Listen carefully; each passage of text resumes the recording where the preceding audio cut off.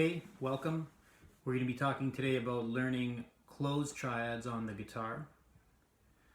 Triads are any group of three notes played simultaneously or as an arpeggio.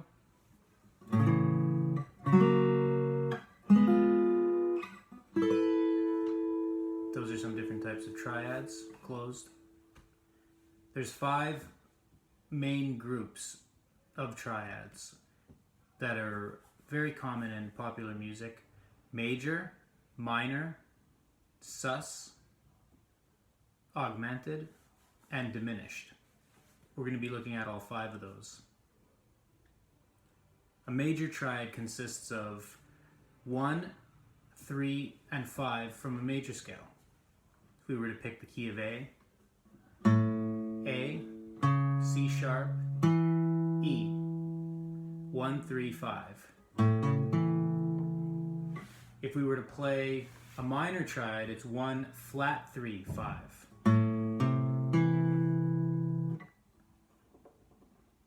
A diminished triad is 1, flat 3, flat 5.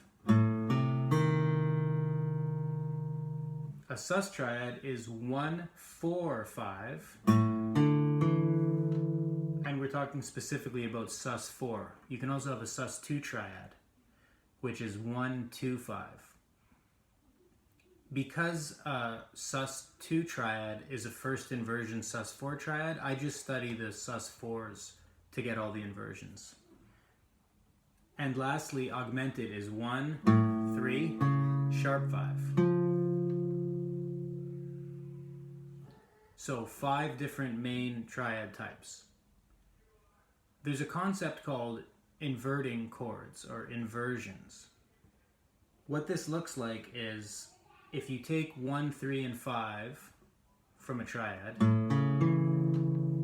by taking the lowest note, our root A, and raising it an octave, what we have now is C sharp, E, A. This is called the first inversion. So 1, 3, and 5 is known as root position. The first inversion is 3, 5, 1, and the second inversion is 5, 1, 3. So for the second inversion, we've taken the C sharp at the bottom of the first inversion, bring that up an octave. 5, 1, 3, second inversion, and if we bring the 5 up to the top, we're back to root position again. So root position, first inversion, second inversion, back to root position.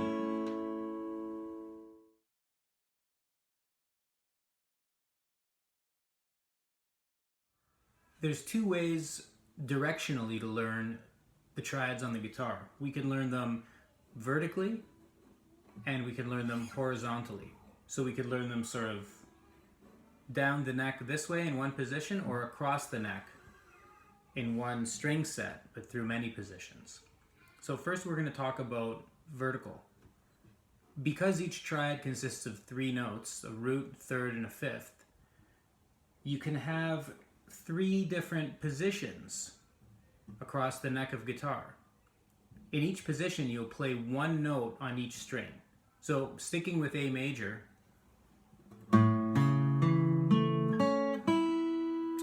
that is all of the notes that I previously played from all of the closed triads, starting second position here, ending in open position. So A, C sharp, E, A, C sharp, E. Those are all the notes in the A major triad in this position, starting from the root. By playing groups of 3 on adjacent strings, so first we'll play the EAD strings, then the ADG strings, then the DGB strings, and then the GBE strings, you get the individual triad inversions. Now what I'm going to do is the same thing, except instead of starting on the A, on the root, I'm going to start on the C sharp, which is our third. C sharp, E, A, C sharp, E, A.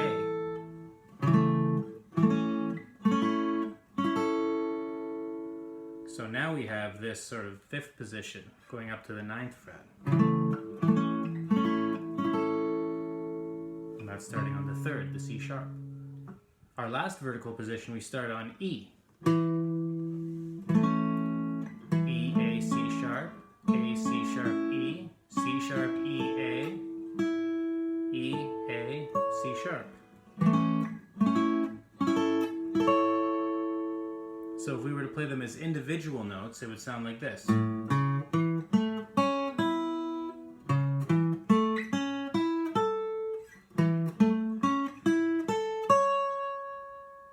So those are the three vertical positions for A major triads closed on the guitar.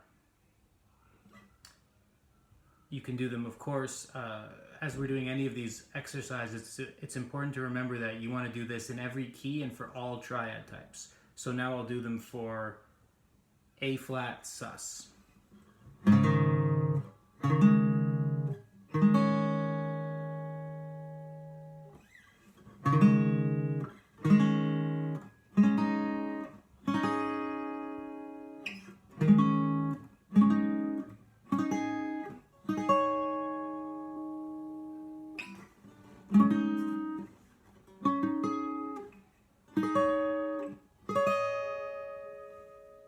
Etc.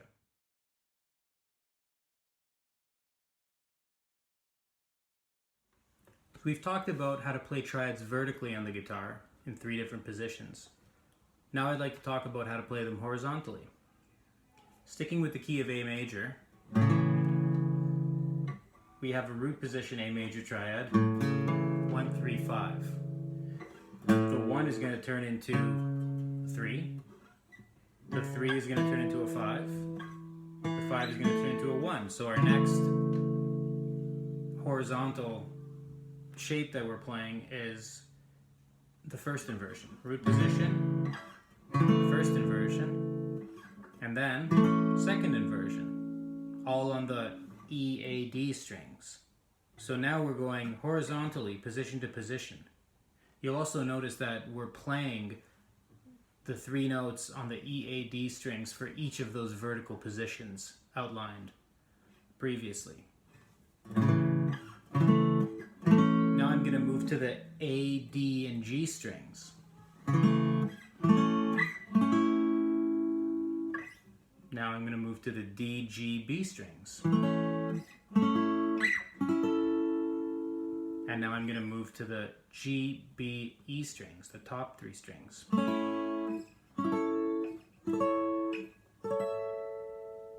So that's how we work horizontally. It's very important to work on these both vertically and horizontally.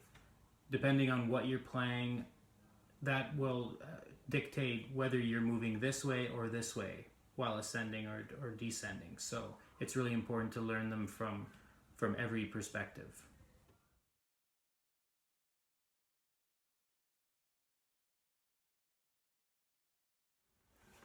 So once you've become familiar with all of your triads, that is playing at least a few times every key, every triad type, and every inversion, both vertically and horizontally, a good exercise that I like to do that's very thorough is you pick a triad type, so maybe we'll pick minor.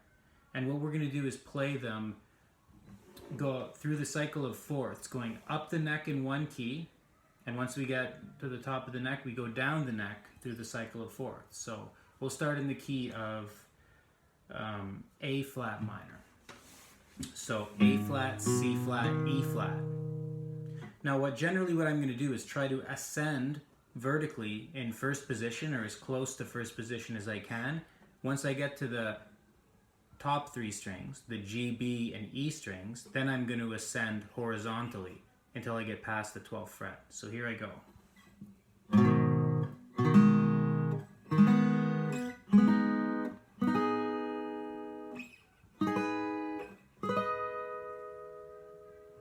And now I'm going to ascend to C sharp minor.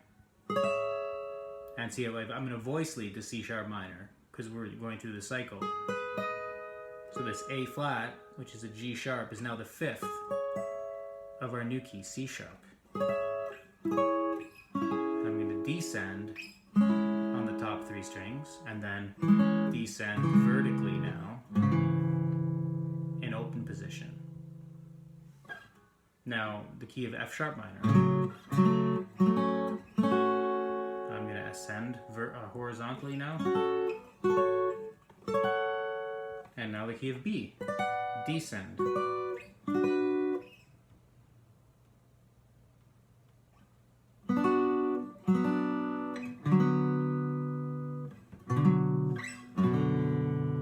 Now the key of E minor.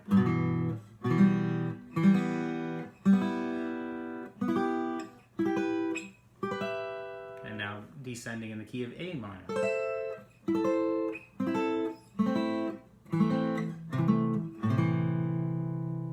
D minor.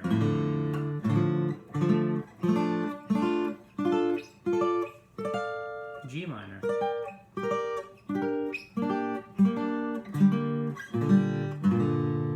And so on. We go through all 12 keys that way. That's a good way to make sure you're doing each key and you're not leaving anything out.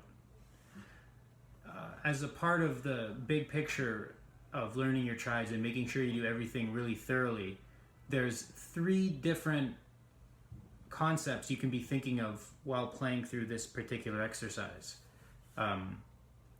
You can also use this exercise with the vertical and horizontal shapes that we were doing. So the first way is knowing the notes and saying out loud the notes as you play all of them.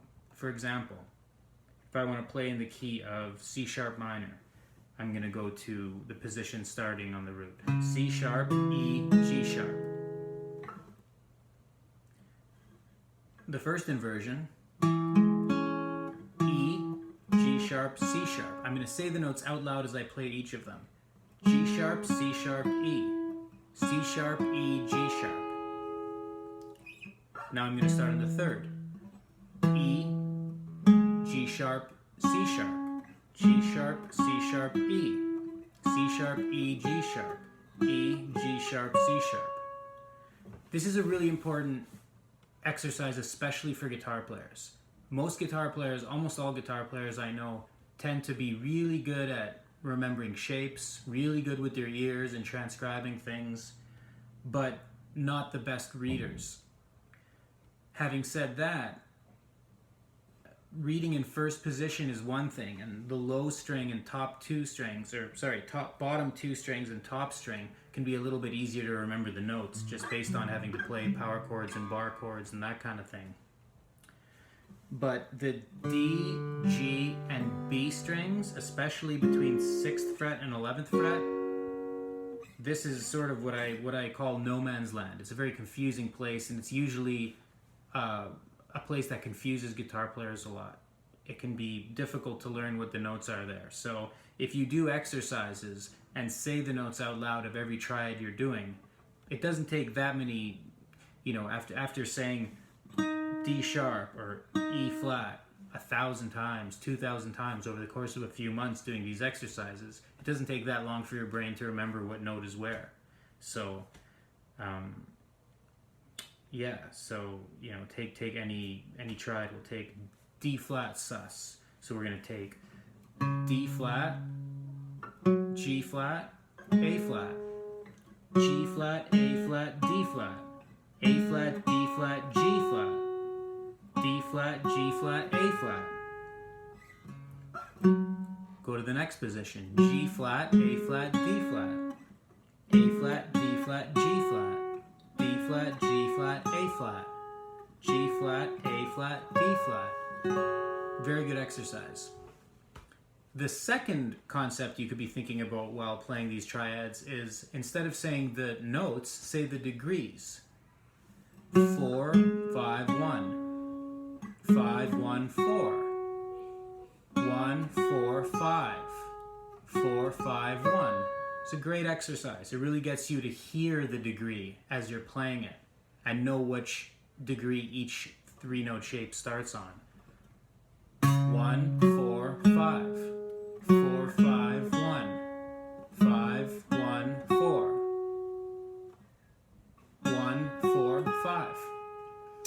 You'll noticed that sometimes I take a little pause as I'm doing this because I want to make sure that I'm sure about the notes or degrees that I'm playing before I play them. There's really no points for going through it any faster. And as a matter of fact, when I was starting with this for the first few weeks or months, sometimes I'd be sitting there and really have to think for half a minute or so, or maybe longer, about what is that note? What is that degree? That's okay, because that's sort of your brain slowly making the connections, and that's an important process. There's not really any way to fast track that. You really just have to work through each of those. The third concept to be thinking about while practicing the triads, so just to recap, you can be thinking about each note. You could be thinking about the degree of every note you play, or you can think of each shape and which inversion it is. So going back to that D flat sus4 triad, root position, first inversion, second inversion, root position, first inversion, second inversion, root position, first inversion, etc. All of these things are so important to be thinking about when you're playing your triads. I used to think that as long as you can get it done one way, that's good enough. That led me personally to having a lot of holes in my theory and a lot of holes in my concept while I was trying to write music, play music, improvise. I find now that if I'm as thorough as possible with every concept that I'm studying, you're sort of covering as much ground as possible and almost like paying it forward, doing yourself a solid in the future, building infrastructure so that you'll be able to conceptualize each of these things from any place.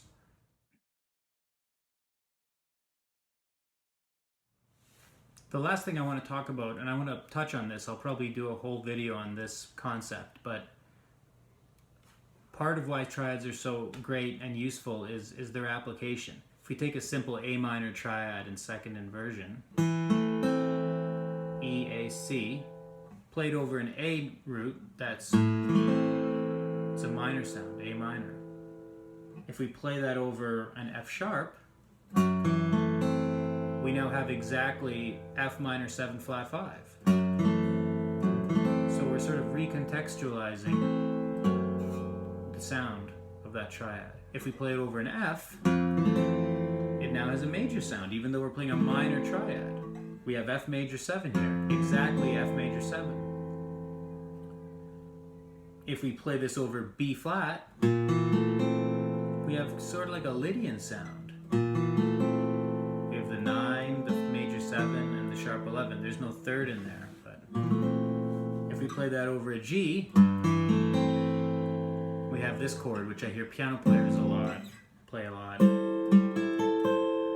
It's the same chord, just an octave up, which is kind of like maybe a C6 over G,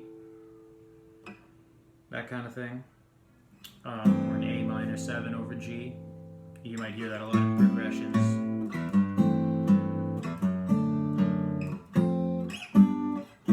Stuff like that. So the key takeaway should be that just because you're playing a major triad, it doesn't mean that you can only use that on major sounds. Major triads are found in diminished sounds, they're found in dominant sounds, they're found in minor sounds.